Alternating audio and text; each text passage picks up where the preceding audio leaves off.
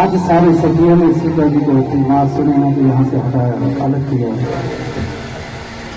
पास में जनक जी खड़े थे। सीता जी ने अपने पिता के कंधे पर सर रखा और रोने लगी। रोते रोते कह रही, पिताजी आप अपना ख्याल रखना, मेरी चिंता मत करना, मैं ससुराल में रहकर वहां का भी और यहाँ का भी ख्याल रखूंगी। आज समय पर भोजन करना, क्योंकि अब मैं आपको भोजन कराने के लिए यहाँ उपस्थित नहीं रहूंगी। इसलिए मेरे पिताजी आप अपना ध्यान खुद रखना और मेरी माँ को मेरी याद कभी मत आने देना। अच्छा पिताजी अपने चलते हैं। आप ऐसा कहकर सीता जी चल पड़ी। राजा जनक जी ने अपनी पुत्री को दशरथ जी को सौंप दिया और कहा, महाराज आज से आप ही इसके माता हैं और आप ही इसके पिता हैं। ये आप ही की बेटी है, आप इसका ख्याल रखना और कभी इससे कोई गलती हो जाए तो उसे क्षमा करना।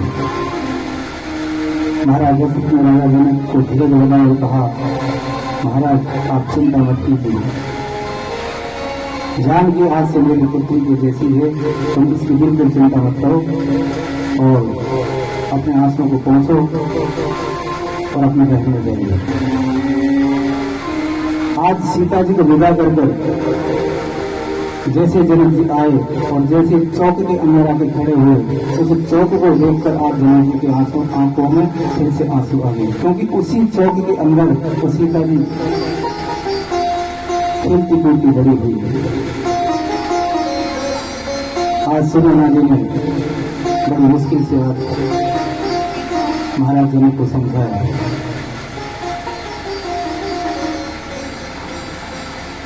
ये जो कथा है ये सीख लेने की है।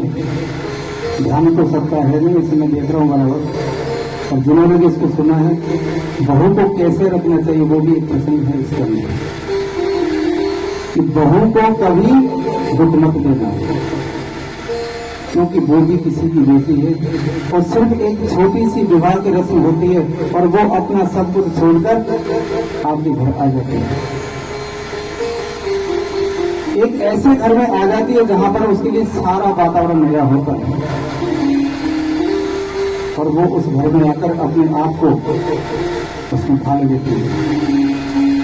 बचपन से लेकर अपने अंत समय तक हर दिन वो प्रतिदिन एक नई शुरुआत करती है। घर का सारा काम प्रातःकाल को सबसे पहले उठ सके। जो बेटी अपने पिता के यहाँ राजकुमारी बनकर रही थी, वो बेटी आज अपने ससुराल में आकर एक नौकरानी जैसी हो जाती है। और उसके बाद भी उसको ताने सुनने बनते हैं मेहनत के और सास के, तूने किया क्या है। तो सास भी ये भूल जाती है कि वो भी कभी किसी की बहू थी, और वो जो बेटी है वो ये भूल जाती है उसको भी किसी दिन किसी न किसी दिन किसी के घर जाना ही है। और जो जुर्म वो अपनी भाभी पर कर रही है उससे 1000 गुना उसको उसके ससुराल में मिलेगा। ये अकल सत्य है। जैसा करोगे वो यही भोग के जाना, आगे साथ कुछ नहीं जाना, बचे कुछ कर्म साथ हो जाते। इसलिए कभी अपनी बहू को परेशान मत करो। क्यों? क्योंकि वो सब कुछ छोड़ देती है किसी का घर बसाने के लिए। अब कुछ माता मन में ये भी सोचती है कि अगर कोई बहू ऐसी निठगी आ जाए तो उस बहू के लिए भी इसमें लिखा हुआ है कि उस बहू को भी घोर नरक की प्राप्ति होती है, जो विवाह के बाद अपने माता पिता के संपर्क में रहती है और अपने सास ससुर की सेवा नहीं करती। ऐसी बहू को घोर नरक की प्राप्ति होती। 28 नरकों में उसके लिए जगह नहीं। दोनों के लिए इसमें कहा गया।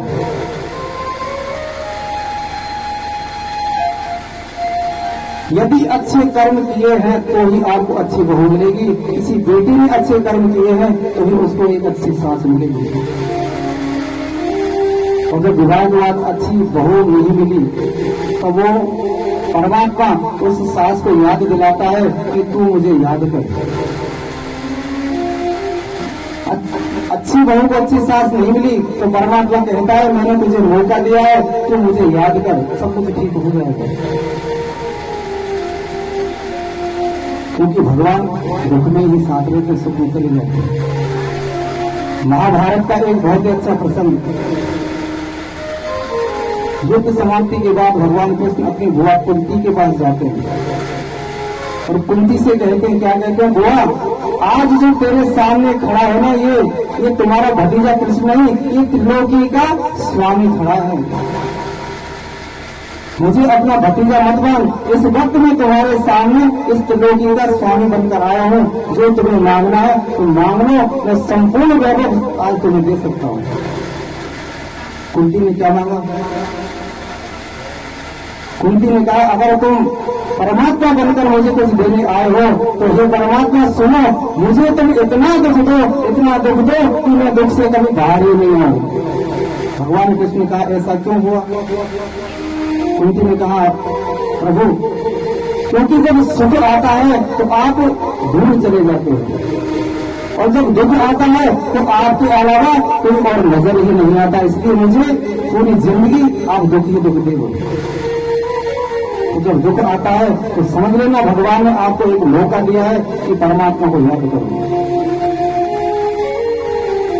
नमक खराब मिली तो सोच लेना भगवान ने एक मौका दिया, भगवान को याद करो।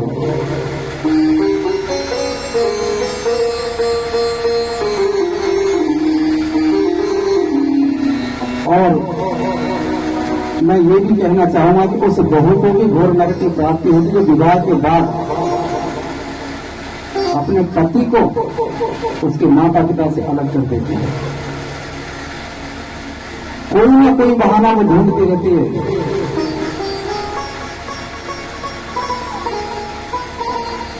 विवाह हुआ, महीना निकला, 2 महीना निकला, 3 महीना निकला और वो कई तरह के बहाने बनाना शुरू कर देती है। ससुराल वालों में 3-4 महीने के बाद ही वो बुराई ढूंढना शुरू कर देती है। वो अच्छी बहू नहीं हो सकती और फिर धीरे धीरे अपने पति के काम करने लगती है कि मुझे इनके साथ नहीं रहना, अगर तुम्हें मुझे अपने साथ रखना है तो तुम इनसे अलग हो जाओ। और जिस दिन साथ बहू ये कर देती है वो बहुत बड़ा अपराध कर देती है। सास के ही प्रति नहीं, अपने पति के साथ भी वो बहुत बड़ा अपराध कर देती है। क्योंकि वो बेटा कैसे कहें जिन्होंने उनको पैदा किया, अपनी माँ से अपने पिता से कैसे कहें कि मुझे अलग होना। धर्म संकट में वो बेटा पड़ जाता है। अगर माँ से कहता है कि माँ मुझे अलग होना, तो अपने पुत्र का जो धर्म है वो उसका नष्ट हो जाता है। और जो पत्नी अपने पति का धर्म नष्ट करे वो पत्नी तो नहीं हो सकती, आप चाहे उसे कुछ भी कर सकते हैं। पत्नी वो जो अपने पति का हर वक्त हर समय उसका सपोर्ट करे और पूरे परिवार का ध्यान रखे, वो श्रेष्ठ पत्नी कहलाएगी। आगे प्रसंग आएगा।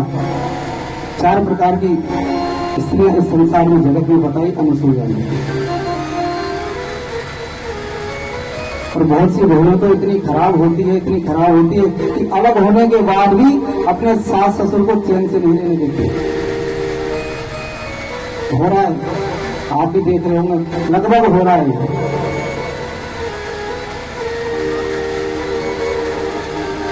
अलग करने के बाद भी अपने पति को टॉर्चर करती रहती है। अगर गलती से मिलने चला गया तो 1000 उसको सुना देती है।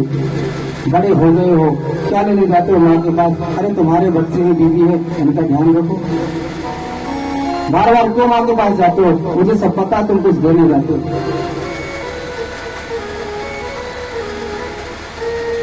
कई प्रकार से आज वो पत्नी अपने पति को प्रताड़ित करती है और हमेशा उसको दबाव में रखती है। बेचारा पति एक पति था जो अपनी पत्नी के साथ इसी तरह की परिस्थिति के हिसाब से बेचारा अलग हो गया, अपने माता पिता को छोड़ गया। पिता थे नहीं, केवल माँ थी। माँ भी बुजुर्ग माँ, शहर में रहने लगा। तो एक दिन ऑफिस से पत्नी को फोन किया पति ने कि माँ बीमार है, मैं मिल आऊं। पत्नी ने कहा खबरदार जो मिलने गए तो अगर चले गए तो यहाँ इस घर में आने की जरूरत नहीं, वहीं रहना। पति ने कहा देख माँ बीमार है, बुजुर्ग है, तेरा तो कुछ नहीं बिगड़ेगा, लोग बातें बनाएंगे, मेरा फर्ज बनता है मुझे जाने दे। पत्नी ने कहा नहीं, बिल्कुल नहीं जाऊंगा। पति ने कहा देख तू मुझे चाहे अभी छोड़ के जा, चाहे तू कल छोड़ के जा, तू मेरे साथ रहे चाहे बिल्कुल मत रहे, मैं माँ को देखने जाऊंगा, मतलब जाऊंगा, तुझे मेरे साथ रहना तो है, नहीं तो तू कहीं भी जा। पत्नी ने कहा ठीक है जाओ, लेकिन उसको लेकर मेरे घर पे मत आना, बाहर से बाहर डॉक्टर को दिखाना और बाहर ऐसे छोड़ के आ जाएगा, ठीक है। तो बेचारा लड़का गया, बुजुर्ग माँ को उठाया, शहर में दिखाया अस्पताल में, और रात्रि हो गई। रात्रि जब हुई तो उसने क्या किया, माँ को लेकर घर पे आया। घर के बाहर आंगन में माँ को खड़ा किया, पत्नी के पास आया, बैठ जाइए बैठ जाइए बैठ जाइए। पत्नी से बोला माँ आई है। पत्नी भड़की, यहाँ क्या लेने लाए इसको, मैंने मना किया था, मेरे मना करने के बाद भी तुम इसको यहाँ लेकर आए।